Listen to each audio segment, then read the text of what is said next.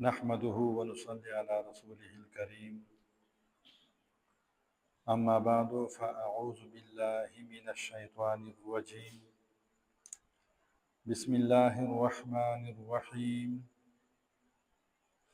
ألم يأن للذين آمنوا أن تخشع قلوبهم لذكر الله وما نزل من الحق ولا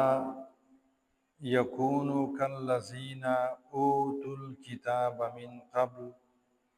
فطال عليهم الأمد فقست قلوبهم وكثير منهم فاسقون صدق الله العظيم. دا چې کوم آیاتونه دي سورة الحدید وال 16 نه تر 19 پورې، په دې آیاتو چې الله تعالی هر ایغه سړی نه سوال کوي چې کومو خلکو د مخچینیو آیاتو ترجمه زده کړي. ترجمه موږ یو چورو چې مخچې وکړله، د جهنم ذکر پسې تیر سه، د منافقانو ذکر پسې تیر سه، د جنت ذکر تیر سه. اوس الله تعالی فرمایي الم یأن للذین آمنوا، آیا اوس لا ټیم نه ده راغلی للذین لپاره د هغه خلکو آمنو چې ایمان یې راوړی، چې شوال ټیم ان تخشع قلوبهم لذکر الله، چې د دو زړونه د الله تعالی یاد دپاره جوکاو سي، وما نزل من الحق، او هغه قرآن دپاره چې آپ حق چې ارنازل سلای ده، په دین او په نیکو کارو چې انسان همیشه دپاره تاخیر نه کار اخلي، چې اول د چیرې کور جوړ کړم بیا به حج کوم، چیرې بچو ول پروګرامونه دې تیر کړم بیا به داسې کوم، دا نیک کار به کوم. الله تعالی فرمایي چې ټول خلک په دغه پوزیشن باندې لاړل، دا دنیاوي ضرورتونه پوره کول خو چیرته پوره کیږي. د بچو نوکریګانو غم اخیستی و، هغه دنیا تیاري یې ویره وه. د کورو جوړونو غم اخیستی و، هغه دنیا تیاري ویره وه. نو الله تعالی فرمایي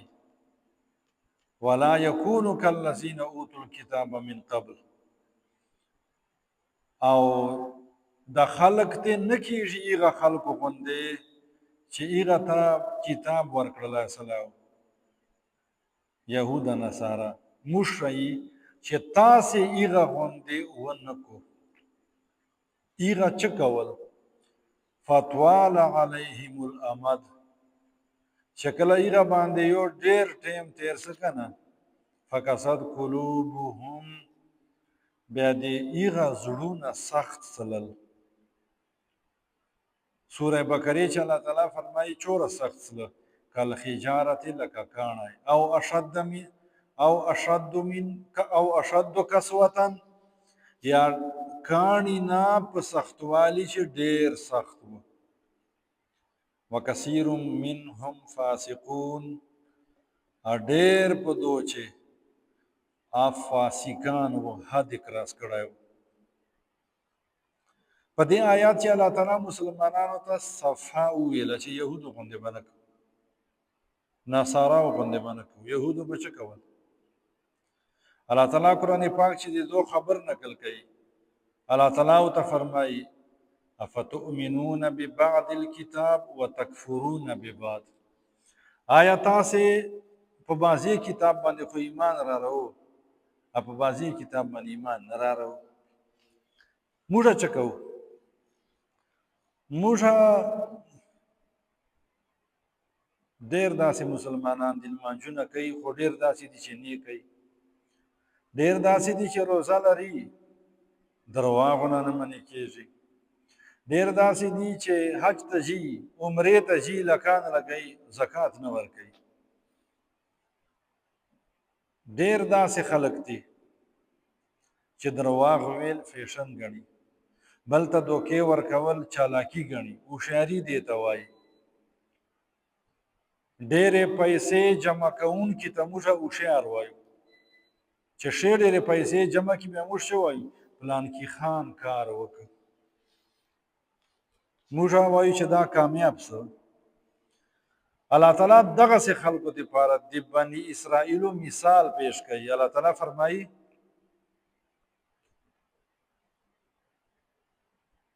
چې د دغو خلکو به څه بدلوي الا خزي فی الدنیا، رسوا به یې په دې دنیا چې یهود په خپل ټیم چې رسوا ولل هغه دا کارونه کول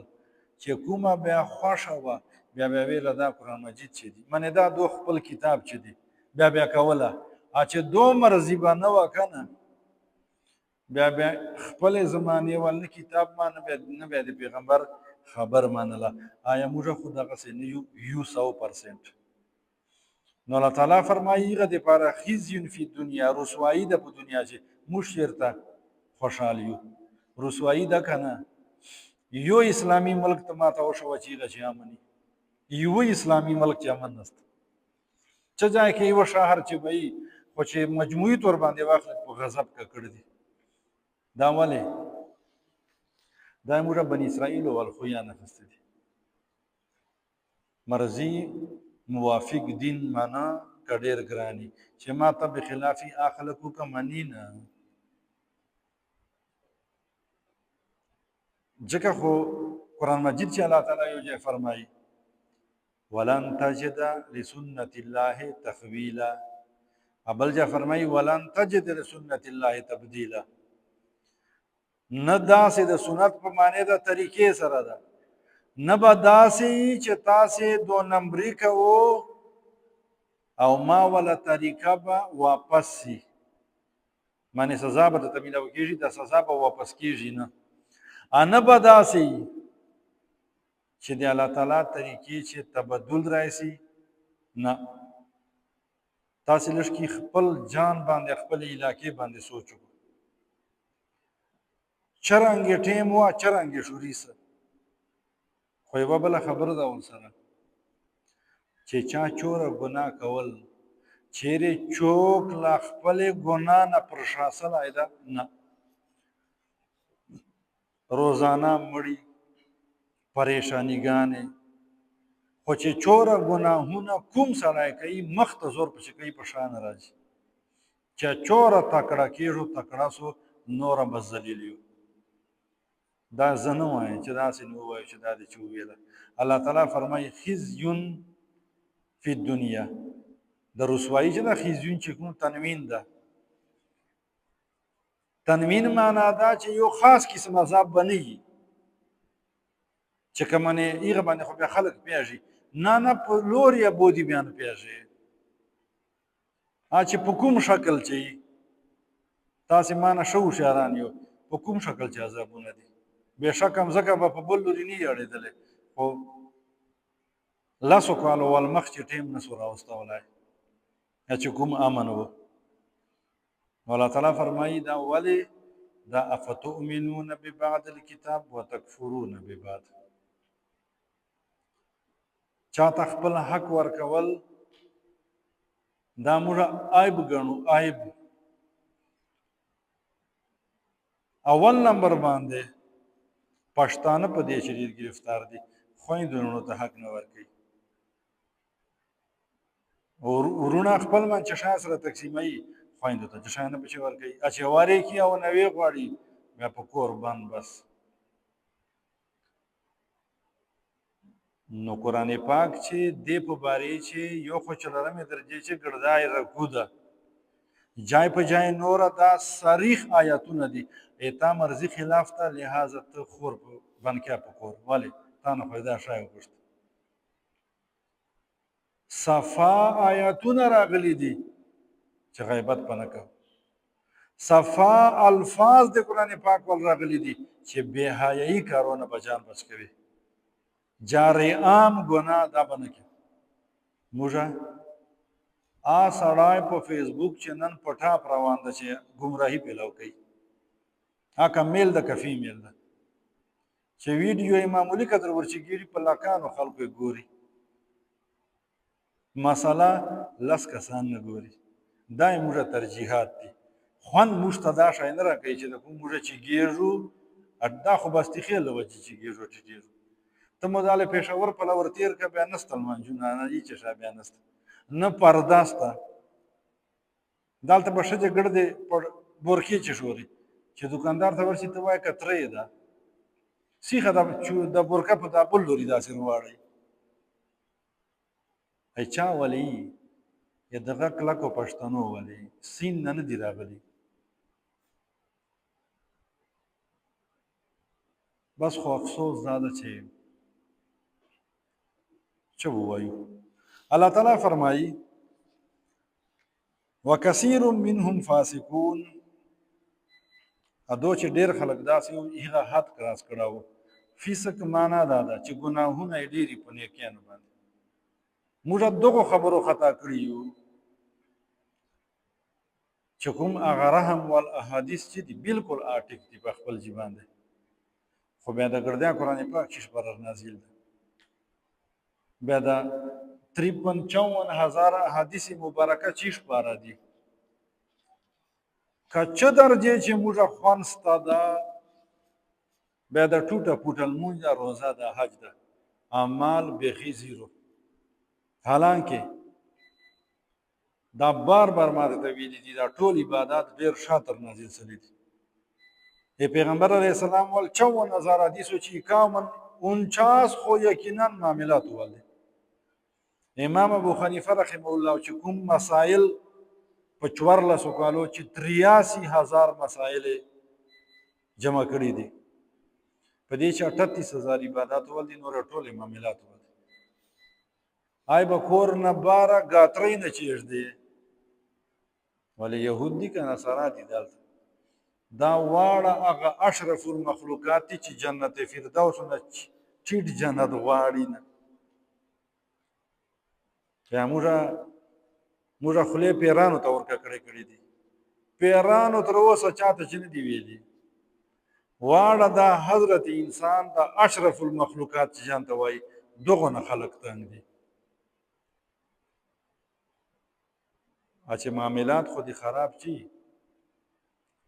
معاملات په زه سوات ولې سره نه روغم دغه سره بیا روغم چې د کوم ما سره ګاونډ د خپلوان مې دي چې معاملات خو دې روغ نه وي بیا تاسې یوه واقعي اورېدلې د بني اسرائیلو والا چې پیغمبر علیه السلام وفرمیل چې عبادت ګزار یې وا خو ګاونډان مو نه تانګ وو هغه څه حال و خالي فرض به ادا کول خو ګاونډانو نه خوشحال و هغه بیا څه حال کوشش کوو کوشش چې خپل ژبې الله سره چاته نقصان نه ورسوي که فایدې وستې نه رسېده چې نقصان نه کې ور دا فایده د نن سبا ټیم چې دا جی کامل مؤمن ده المسلم هر جمعې چې زه وایم المسلم من سلم المسلمون من لسانه و یده دا مثال سره درکوم چې 0 له 1000 نه 100 جوړوي که نه چې ونه درې کې چې له 100 درې کې بیا 10 جوړوي چې 0 چې دوره پاور ده چې حیا چې په چوره پاوري چې پیغمبر علیه السلام فرمایي چې هل حیا شعبة من الایمان دا ایمان والا یوه لوی حصه ده چې دا ونه درې کې څه شی به پاته کېږي نوجوانانو ته دا گزارش ده چې دا جوانی به تل نه وي که میل دي که فیمیل دي دا جوانی به تل نه وي دا ټیم به تل نه وي حساب به وي پیغمبر علیه السلام فرمایي چې دا قدم به په بل قدم نه واخلي چې د 3 سوالو جواب دې نه کړی جوانی دې چې رنګ تېره کړه چې تا ته کومه پته وه هغه باندې دې چور عمل وکړه او هغه نه بعده پیسې دې چې رنګ یې وګټلې او چې رنګ دې ولګولې و یو قدم به چوک نه کېږي خو ما ته داسې ښکاري لکه چې د کیسې موږ په زړه نه لګېږي ځکه موږ دالې سوچ نشته. الله تعالی دې موږ ته کامل ایمان نصیب کړي. الله تعالی مو دې خپل فضل و کرم لاندې راولي. دعاګانې وکړو. یا الله کوم ترجمه تفسیر مو وکړو کمی بیشي معاف کړي.